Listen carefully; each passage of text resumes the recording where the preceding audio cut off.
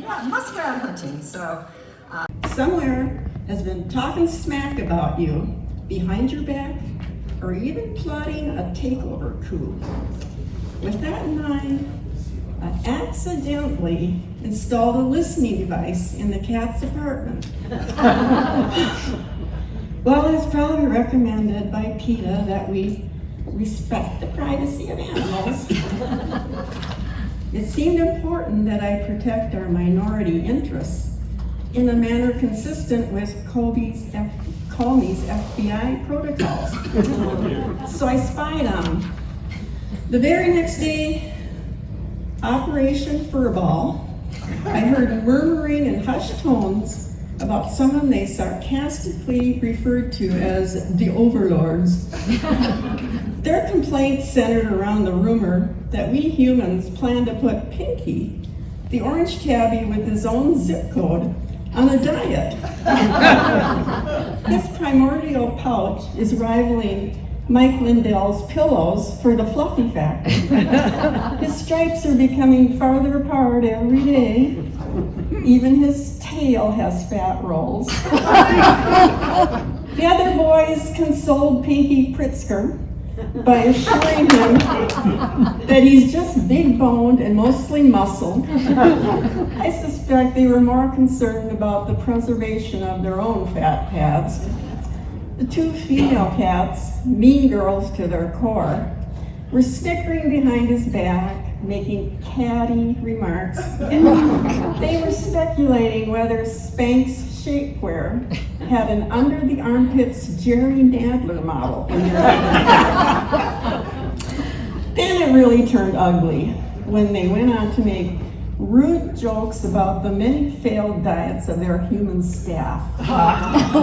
Okay, so that pan of brownies destined for the neighbor's potluck lost some real estate. Apparently, some people did some creative strip mining, chipping away at the edges, reducing the 8 servings to 6. Sure, our ice cream supply takes up more than its rightful space in the freezer.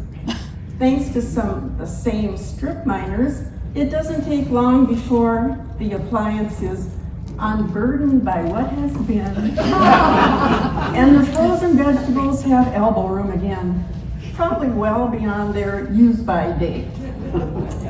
Jesse, the self-appointed ringleader of the malcontents, who considers himself to be the furry equivalent of Don Rickles and a possible future TikTok star, called the meeting to order. He suggested that our freezer door should have an audio attachment that mimics the high-pitched squeals of a wild boar hunt. Now that was just cruel.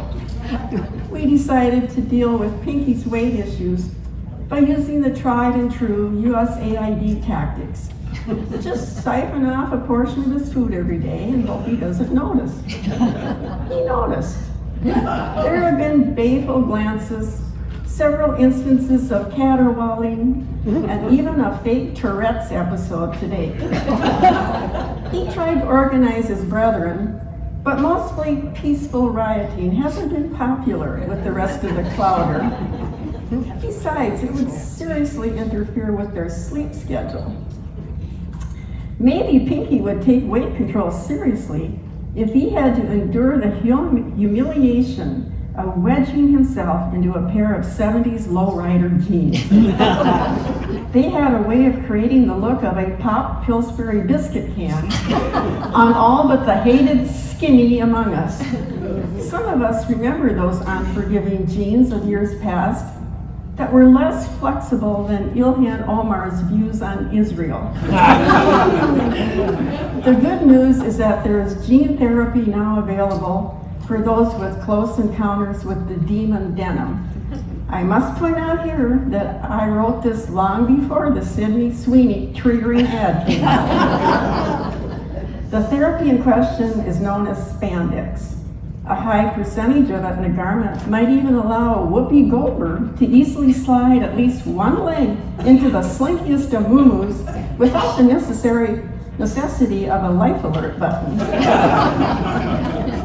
Probably no one appreciates spandex more than one of our newly minted women of the hairy-chested kind. I'm not talking cats here.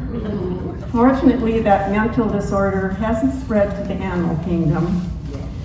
Thank goodness I only have a very small collection of cat clothing, primarily festive sweaters used for holiday photos. Unfortunately, the only item that fits poor Pinky is the Santa hat. There are some life lessons that you just learn along the way. For instance, when someone at the gun range is DQ'd for an infraction, it apparently doesn't mean they have just been awarded a trip to a participating Dairy Queen. And the directive to bring extra magazines doesn't have anything to do with the latest issue of Cat Fancy. Another thought, even if you consider yourself a good student of spelling and grammar, unlike all those people on Facebook, it still wouldn't be wise to mention to that gruff-looking guy in the leather vest that Hell's Angels should have an apostrophe in their name. I won't do that again. I also learned that if I don't want my husband to aspirate coffee into his lungs, I shouldn't start a sentence with, "You know me, I'm not one to complain." Another life lesson is it's best not to assume. My fraternal grandparents didn't speak English, probably because they came here legally from Kiev if you're Ukrainian or mainstream media. They lived in a little Russian enclave in Max, North Dakota. P.S. The sports teams there are named the Max Cossacks. Is that serendipitous or what? Anyway, my English-speaking Norwegian mom took care of Grandma Natasha in her later years and found her to be only slightly more pleasant than Hillary Clinton was on the morning of November 9th. After Grandma passed, the conversation on the way home went something like this. "Mom, I don't think your mother ever liked me." "Dad, well, maybe it was because you always called her Baba." "Mom, why wouldn't she want to be called Grandma?" "Dad, Baba doesn't mean grandma, it means old woman." "Mom, why on earth didn't you tell me that?" "Dad, well, you never asked me." Occasionally, people can make assumptions with more amusing results.